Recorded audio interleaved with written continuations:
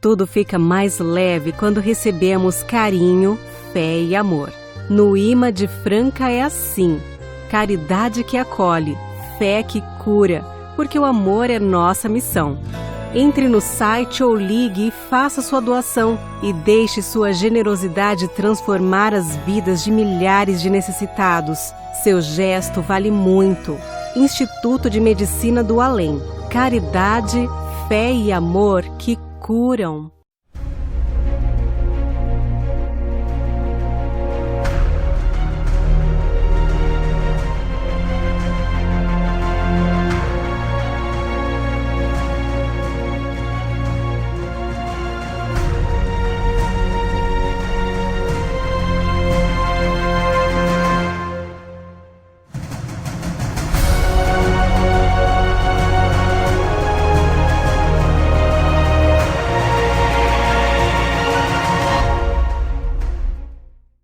Bom dia, amigos e amigas, iniciando mais um programa Consciência Espírita e dando um pouquinho de continuidade. Eu acho que esse mês todo eu quero falar um pouquinho sobre a valorização da vida, e dentro da nossa doutrina tem alguns itens fundamentais para a gente valorizar realmente a vida e entender por que devemos valorizar a vida, tá? Então eu trouxe algumas curiosidades. E o programa anterior fala sobre a lei de amor e a valorização da vida. E o que eu queria trazer hoje é algo que a doutrina vem falando e que muitos concordam, mesmo que não sejam espíritas, né? Tem alguns religiosos que dizem que se a reencarnação tivesse sido estudada, divulgada por todas as religiões, nós teríamos muito menos suicídio na Terra. Infelizmente, isso não foi possível, apesar da reencarnação estar inserida nos evangélicos aceitos, os evangélicos canônicos. Inicialmente, nos evangelhos traziam sobre a reencarnação, pois Jesus falou muito sobre isso. Porém, para quem quiser, para quem tiver uma curiosidade, tá? E é importante, gente. Vocês não devem achar, não, ela fala, não preciso pesquisar. Eu quero que vocês pesquisem. Eu quero que vocês busquem, né? Dentro da própria história, onde tinha sobre reencarnação, tá? Então, vocês podem buscar lá no Segundo Concílio de Constantinopla. Se vocês colocarem no Google, vai vir toda a história desse Segundo Concílio de Constantinopla. Foi uma reunião papal ou bispal, porque na época existia muitos papas, né? Mas foi uma reunião onde várias coisas foram mexidas do Evangelho. Não foi só isso, mas uma delas foi a retirada de tudo que pudesse ser dito sobre reencarnação. Eu vejo isso como um dos grandes males da humanidade. Por quê? Se vocês quiserem se aprofundar sobre isso, nós temos lá no Livro dos Espíritos, tá? Começa no capítulo 4, Pluralidade das Existências. E é um capítulo que vai falar tudo sobre reencarnação, né? A justiça da reencarnação, por que os espíritos estão falando sobre isso, tá? Porque isso é algo que qualquer pessoa que parar um pouquinho para pensar que Deus é justo e bom, não dá para a gente não acreditar na reencarnação, tá? Então eu vou dar um exemplo banal do dia a dia nosso, né? O que as religiões acreditam, né? Que você vai vivendo, você pode até errar na tua vida, mas se você aceitar Jesus e se converter durante a vida, você será salvo. É mais ou menos isso que as religiões dizem. Aí eu pergunto, vamos pensar em dois amiguinhos, somos duas crianças criadas numa favela, num lugar muito pobre, com muita violência. Esses meninos cresceram dentro de uma violência e acabaram indo para a criminalidade. E quando eles estão lá por volta dos seus 20 anos, eles vão assaltar alguém e nisso tem um tiroteio e um desses meninos morre aos 20 anos e o outro sobrevive. O que sobreviveu foi preso, viveu mais 60 anos, ele foi até os 80 anos. E nesse caminhar, ele se converteu. Ele se converteu por ter visto o amigo morrer, ele se converteu porque ele encontrou na palavra, na Bíblia, em alguma religião, aquilo que Jesus falou, e ele conseguiu, né, se tornar uma pessoa melhor. Esse rapaz está salvo. E o outro que desencarnou, o outro que morreu no tiroteio, que não teve a mesma chance de sobreviver e de se redimir. A gente fica com essa dúvida, essa é uma das dúvidas, tá? Por que não a reencarnação? Outra é, onde está a justiça de Deus, se todas as religiões acreditam que Deus é justo, bom, tem todas essas características, por que algumas pessoas, algumas crianças, alguns espíritos nascem, né, na extrema pobreza, ou nascem com uma doença já pré-estabelecida, nascem em condições muito difíceis e nem conseguem passar dos primeiros anos de vida.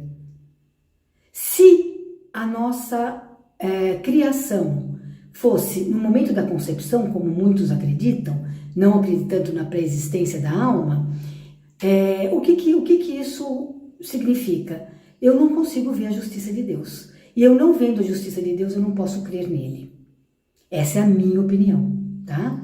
É o que eu acredito, tá? Eu só peço para que aqueles que não acreditam, têm dúvida, vão buscar na literatura algumas informações, como esse segundo concílio de Constantinopla, tá?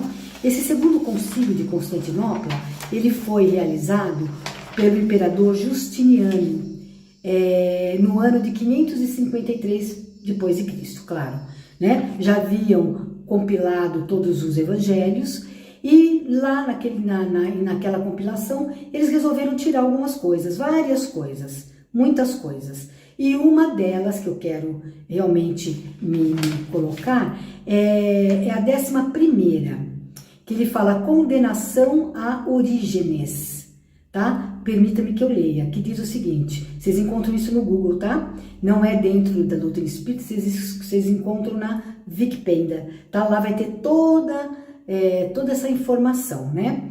A principal cláusula, ou anátema, é a condenação da pré-existência, que em síntese é a seguinte: quem sustentar a mítica crença da pré-existência da alma e a opinião consequentemente estranha de sua volta, seja anátema.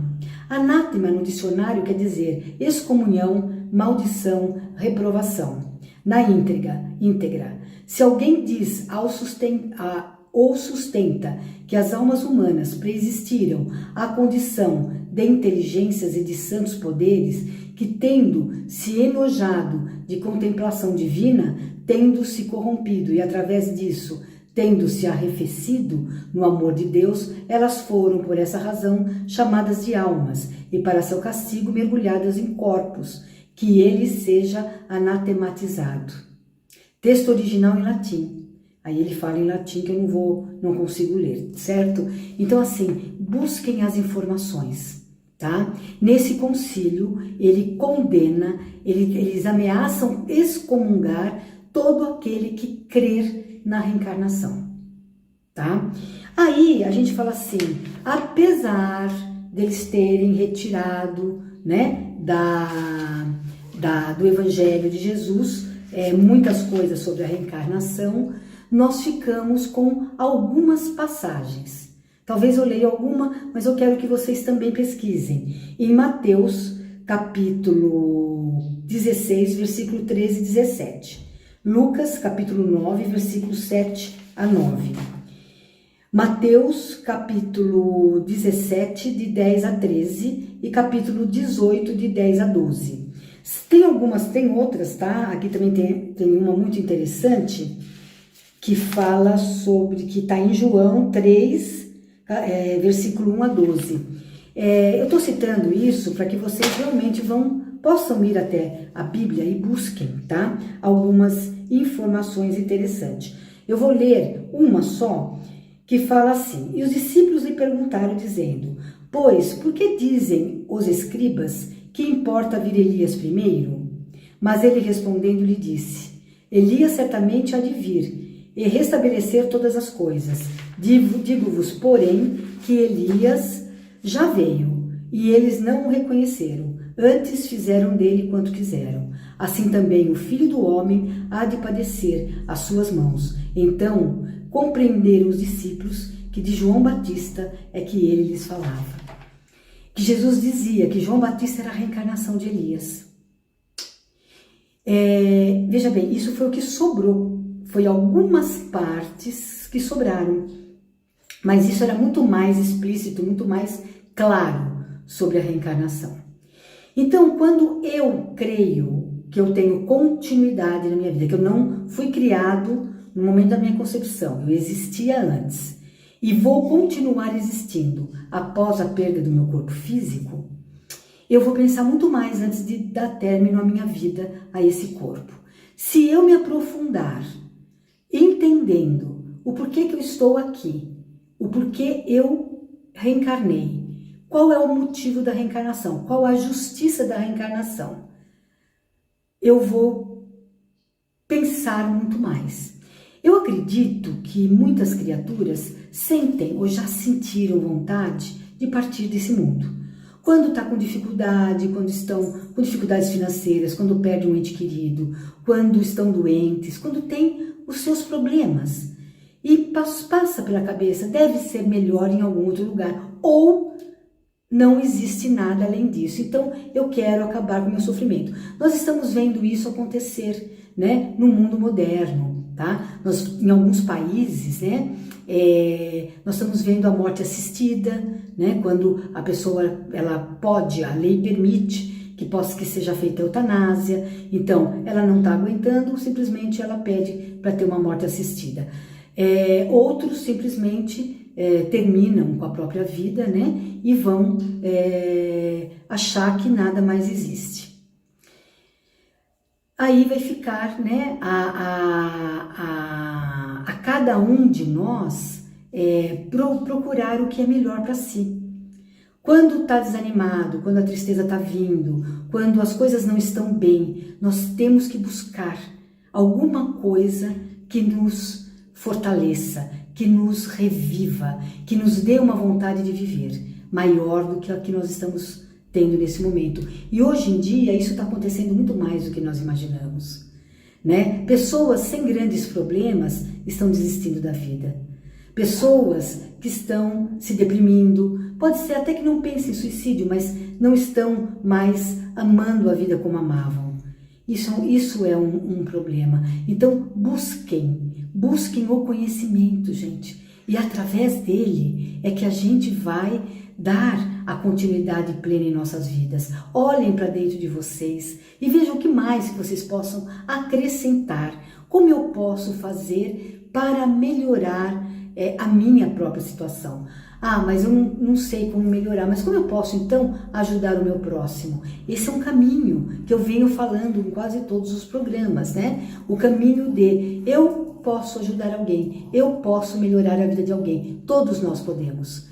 Podemos com algumas coisas materiais, se tivermos, ou podemos com a nossa palavra, ou com o nosso ouvido, ouvindo, tentando compreender a criatura humana, tentando entender essa criatura que às vezes está depressiva, entristecida, muito chateada e até com pensamentos que possam levá-lo a um término da nossa vida orgânica, tá? Para que eu esteja aqui conversando, existe a união de três coisas.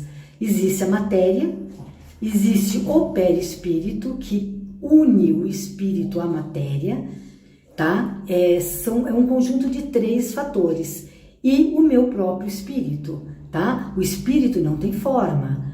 O que dá forma ao espírito é o perispírito. O perispírito é muito interessante estudá-lo, tá? Ele dá uma explicação muito maravilhosa sobre os retornos, sobre doenças que a gente traz desde o berço, né? E entendam que quando o meu espírito deixa esse corpo, esse corpo não tem vida, né? Vamos imaginar alguém lá no velório, né, no caixão, não tem vida, gente. A vida está no espírito. Eu não mato o espírito.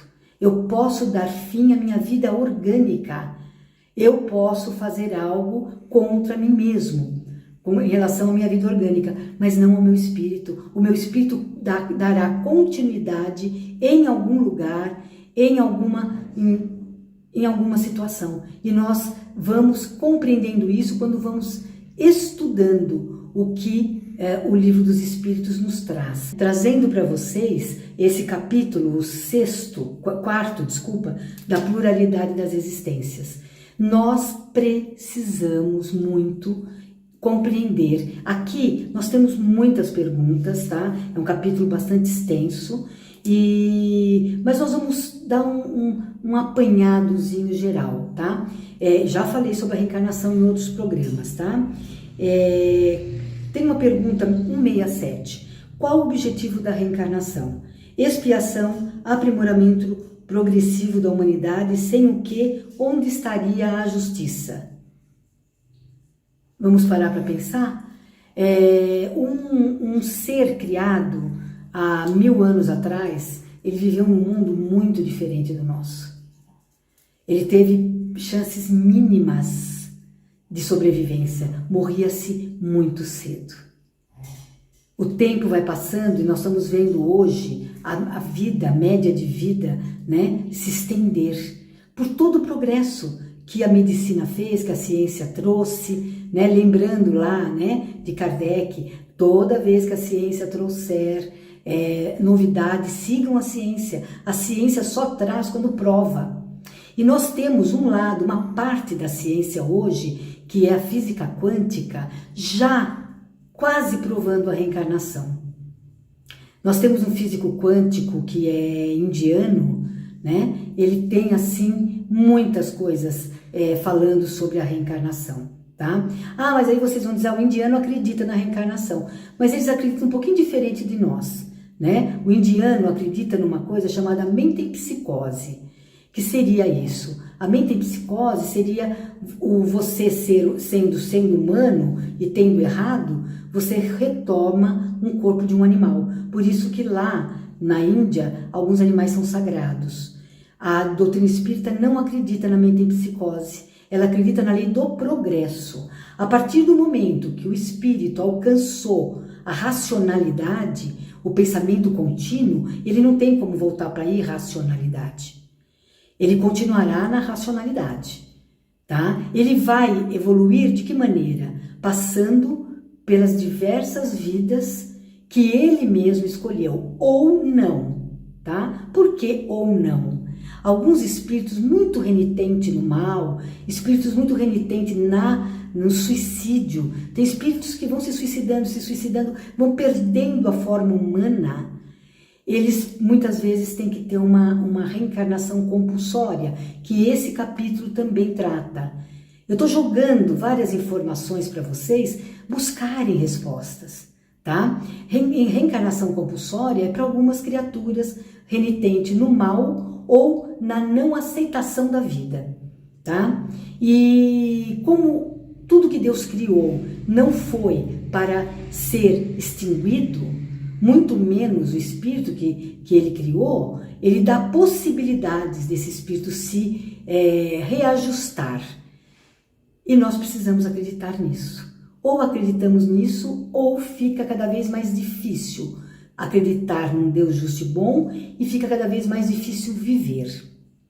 Então, não importa o que eu esteja passando hoje, eu tenho que tentar encontrar o meu equilíbrio emocional, espiritual e físico. Para quê?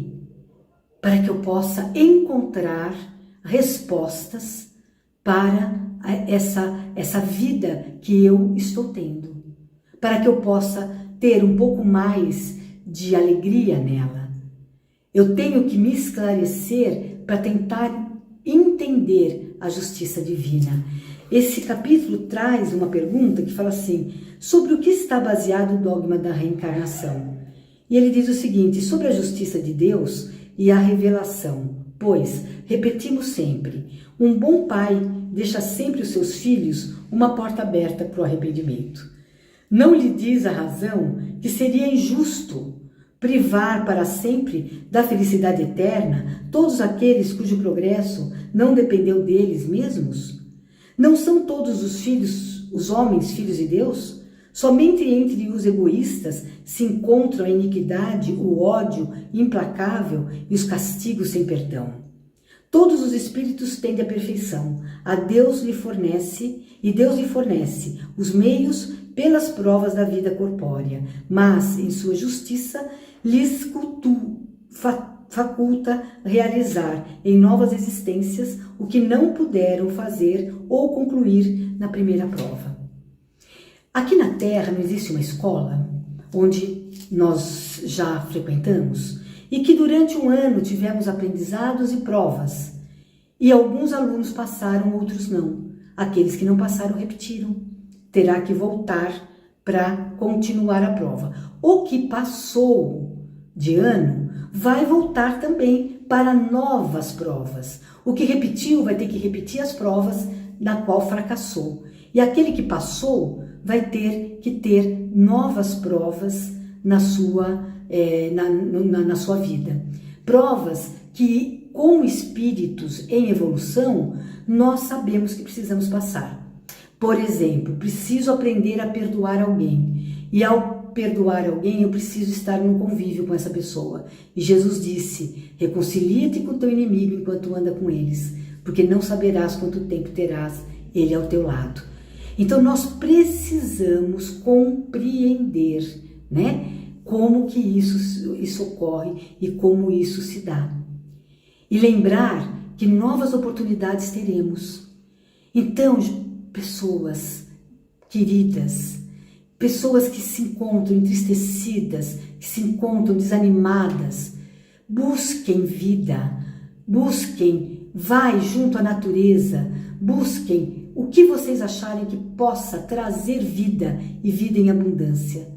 Vai procurar olhar a beleza da natureza, como a natureza traz para nós todos os dias, não somente a beleza de tudo, de toda a criação, mas os cheiros, o som. Vocês já procuraram ouvir o som do mar quando bate nas pedras? Parece Deus falando com a gente. Procure encontrar não somente fora, mas principalmente dentro de vocês esse poder divino. E deixem sair de vocês a tristeza, o desânimo, qualquer coisa que estão tirando vocês do equilíbrio. Nós precisamos urgentemente confiar na bondade divina. E para confiarmos, nós precisamos compreender. Para compreender, precisamos estudar, precisamos buscar. E Jesus, ele foi fantástico, porque ele dizia sempre, ele sempre usava o verbo. O que é o verbo? Verbo e ação. Ele dizia: buscai e achareis, batei e abri-se-vos-á. Ele não disse que a porta se abriria sem você bater, e nem que você encontraria algo que você não busca. Então, se eu ficar permitindo que a tristeza domine a minha vida, sem nada fazer, sem ter um ato de bondade para comigo mesmo, eu não consigo melhorar a qualidade da minha vida e, consequentemente, eu também influenciarei os que estão ao meu lado. Vamos acordar para a vida. E neste momento, onde eu tento encerrar mais esse programa, dando continuidade mais uma semana, falando sobre o mesmo assunto, pedindo muito a proteção de Deus, de Jesus, dos amigos espirituais, para que possam nos envolver a todos, todas as criaturas humanas que vivem, ou creiam ou não creiam, mas que possam ser envolvidos pelo amor universal que está constantemente nos rodeando, e possamos assim seguir em frente com muita determinação, com muita coragem, na certeza que teremos muita chance de melhorar e de provar o que nós conseguimos aprender nesta vida. Obrigada, Senhor, pela beleza da vida e pela beleza que essa doutrina linda traz, nos esclarecendo, nos proporcionando condições de grandes melhoras. E assim encerro hoje mais um programa. Até a semana que vem, se Deus quiser, e Ele há de querer. Que assim seja.